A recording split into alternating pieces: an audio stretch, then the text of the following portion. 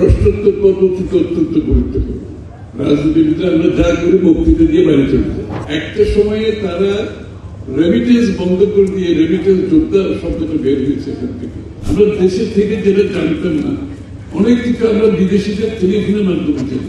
রাজনীতিক কালচারের মধ্যে প্রশ্নোত্তর খুব ইম্পর্টেন্ট। আমাদের রাজনীতির আলাপচারিতা, ডায়লগ, পাবলিক ডিসকোর্স পরিবর্তন একটু আনার দরকার।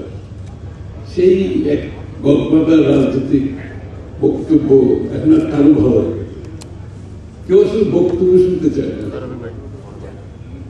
Story telling is the way, you have to tell the story. এখন আমাদের রাজনৈতিক কালচারটা এমন জায়গায় গেছে যে ওই একই ধারায় চলতেছে। আমার মনে হয় এই ধরনের একটা কার্যক্রম আজকে যেটা আলোচনা হচ্ছে, একটু ব্যতিক্রমধর্মী একটু প্রশ্ন উত্তর হয়েছে, আমার একটা আলোচনা হচ্ছে ইন্টারেক্টিভ, এটা অনেক বেশি ইন্টারেস্টিং।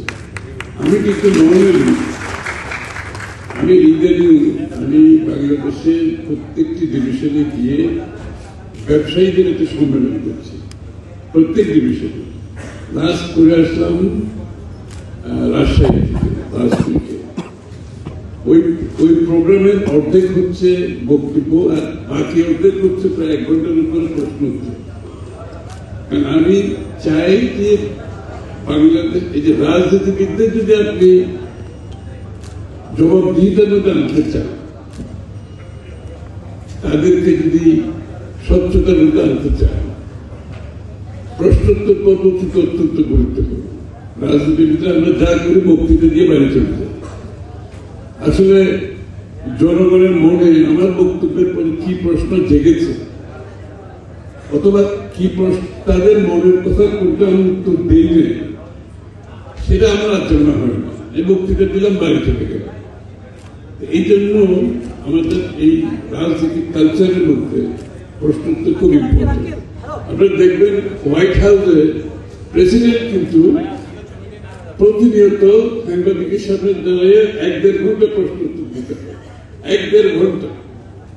এমন দিতে দিতে এমন অবস্থা যে প্রেসিডেন্ট কোন সাংবাদিককে কোথায় বসে বাইরে নিয়ে যায়। সুতরাং এই যে কালচার জবাবদিহিতা, আমাদের কিউএনএ কোয়েশ্চেন এন্ড আনসারের মাধ্যমে এই কালচারটা আমাদের আনা উচিত। 1 নম্বর। 2 নম্বর হচ্ছে যেই বিষয়টা নিয়ে আসছেন প্রবাসী, এই প্রবাসী বিষয়টা কিন্তু আমাদের বাংলাদেশের রাজনৈতিক, সামাজিক, অর্থনৈতিক অঙ্গ নেই। আমাদের একেবারে ফ্রন্ট এন্ড সেন্টারের মধ্যে আছে, সরাসরি সম্মুখ ভাগে আছে, এবং এটা আমার একটা স্পর্শকাতর বিষয়। কারণ প্রবাসীদের নিয়ে যে স্টোরিগুলো বলা হয়, অনেকে বক্তব্য বলেছে, এই বিষয়গুলো আমাদের জন্য হৃদয় বিদারক। যাদের শ্রমের মাধ্যমে বাংলাদেশের অর্থনীতির একটা স্তম্ভ হচ্ছে রেমিটেন্স, কিন্তু সেটাকে আমরা কতটুকু রাজনৈতিক, সামাজিক, অর্থনৈতিকভাবে মূল্যায়ন করছি সেটা অত্যন্ত গুরুত্বপূর্ণ। তাদের জীবনযাপন, তাদের পরিবার, তাদের কষ্ট, তাদের আর্থিক সচ্ছলতা অথবা অসচ্ছলতা, এর কারণ এবং এগুলোর সমাধান এত গুরুত্বপূর্ণ, যেটা আমাদের আগামী রাজনীতিতে আমাদেরকে এই সিদ্ধান্তগুলো নিতে হবে।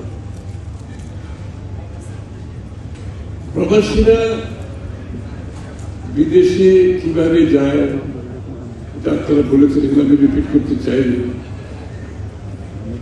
তবে প্রবাস জীবন যারা ওখানে সেটিং করেছে তাদের জন্য এক ধরনের জীবন, কিন্তু যারা এটাকে কর্মস্থল হিসেবে নিয়ে আয়ের একটি উৎস হিসাবে ব্যবস্থা করেছে এবং তারা কাজ করতে গেছে, এবং তাদের কিন্তু ওখানে মানসিকভাবে, শারীরিকভাবে তাদের সেখানে সেটেলমেন্ট না হওয়ার কারণে তাদের মন থাকে বাংলাদেশে, শরীরটা হচ্ছে সেখানে, কাজকর্ম করতেছে সেখানে।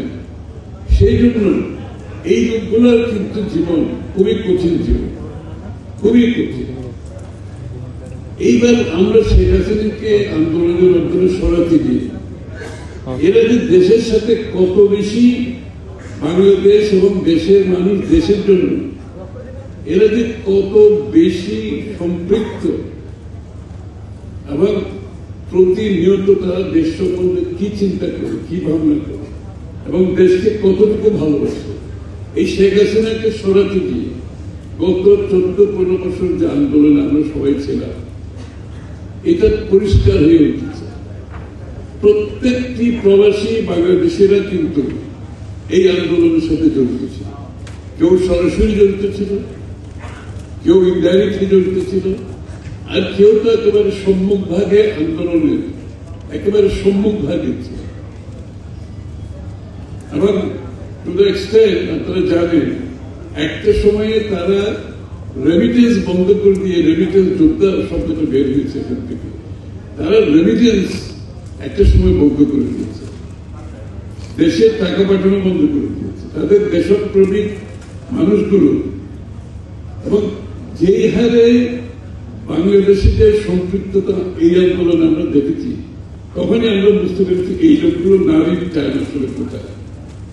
আমাদের বাংলাদেশের থেকেও অনেকে এই আন্দোলনের এই কর্মকাণ্ডের সাথে অনেক কিছু আমরা দেশের থেকে যেটা জানতাম না, অনেক কিছু আমরা বিদেশিদের টেলিভিশনের মাধ্যমে জেনেছি, তাদের বক্তব্যের মাধ্যমে, সোশ্যাল মিডিয়ার বক্তব্যের মাধ্যমে জেনেছি। এবং এটা একটা পর্যায়ে এমন জায়গায় গেছে যে আন্দোলনের অবিচ্ছেদ্য অংশ হিসেবে যে সোশ্যাল মিডিয়াতে যে তাদের বিষয়গুলো উঠে এসেছে, তাদের বক্তব্যের মাধ্যমে, এটা কিন্তু একটা আন্দোলনের সফলতার পিছনে একটা বড় অবদান রেখেছে। এবং আমরা কিন্তু এটা অনুধাবন, বিএনপির পক্ষ থেকে আমরা কিন্তু এটা ভালোভাবে অনুধাবন করতে পেরেছি। এবং যে কারণে অনেক বক্তারা বলেছেন যে বাংলাদেশে কিন্তু মানুষ বিদেশে আগেও কাজ করতে যেত, এটা খুব সীমিত মানুষ, সংখ্যার মানুষ। কিন্তু শহীদ প্রেসিডেন্ট জিয়া রহমান সাহেব ওনার মধ্যপ্রাচ্যের তার যে প্রভাব ছিল, তার যে সম্পর্ক ছিল, তার যে বন্ধুত্ব ছিল, তার মাধ্যমে উনি কিন্তু মধ্যপ্রাচ্যের দেশগুলোর সাথে প্রটোকল সই করেছেন। এই প্রটোকল সই করার পর থেকে অফিসিয়ালি কিন্তু এখান থেকে আমাদের জনশক্তি রপ্তানি শুরু হয়েছে অফিসিয়ালি।